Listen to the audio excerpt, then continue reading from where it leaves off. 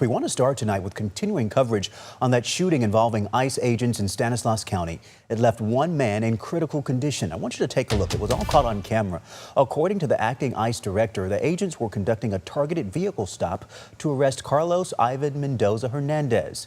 ICE says he's a suspected 18th Street gang member wanted in El Salvador for questions in connection to a murder. ICE says as agents approached the vehicle, Hernandez used his car as a weapon and tried to run over an officer. Agents then fired what officials call defensive shots. Hernandez was taken to a hospital for medical attention, but his family says they haven't been able to see him and know little about his condition. Tonight, that family and the suspect's attorney are demanding answers. Yeah, they say Carlos Ivan Mendoza Hernandez is not a gang member and that the only connection to a past case in El Salvador ended in acquittal. ABC 10's Roxanne Elias joins us in studio now. So, Roxanne, what does his family want people to know? Well, Chris and Laura, the attorney for Carlos Ivan Mendoza Hernandez says the narrative coming from ICE is not accurate. He believes Hernandez's actions were driven by fear, pointing to recent cases and encounters where ICE has led people to being detained or even killed.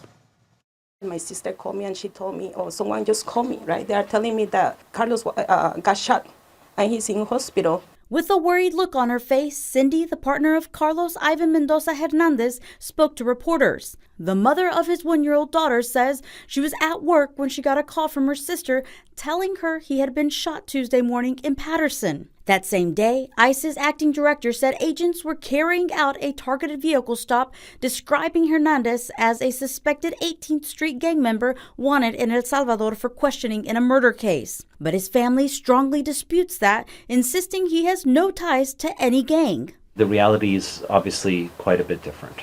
Carlos is a family man who was on his way to work when he was detained by ICE. He has had no criminal contacts in the United States. Patrick Kolasinski is Hernandez's attorney. He says they believe this is what may have led to the encounter with ICE yesterday. He also says they received information on Wednesday morning of a criminal encounter in El Salvador, where he had been accused of murder and he was acquitted. And we have an order that I'll be giving to all of you guys that shows very clearly that he was in fact acquitted, so he cannot possibly have a warrant out for his arrest. ABC 10 reviewed documents from El Salvador, and it had this statement that said in part, regarding the individual who was acquitted of the charges brought against him, I request that you verify whether he is being held by any other authority in connection with a different case. If not, I hereby order this immediate release. Cindy says the priority is to know how her partner is doing because she has not been allowed to speak to him or visit him in the hospital. The mother also says she's always wished nothing like this would happen to her family. Unfortunately, right now it's me, and that's the reason why I'm here also, because I'm also representing our community. I don't want these situations to continue happening and continue blaming these people, right? Like in this case, Carlos. The attorney says he still doesn't have clarity on his client's immigration status because he hasn't been able to speak with him just yet.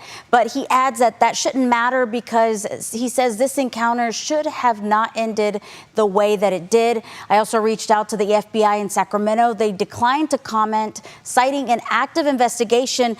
And we're still waiting to hear back from ICE after multiple attempts to try to reach out to their spokesperson. Okay. Chris, Laura.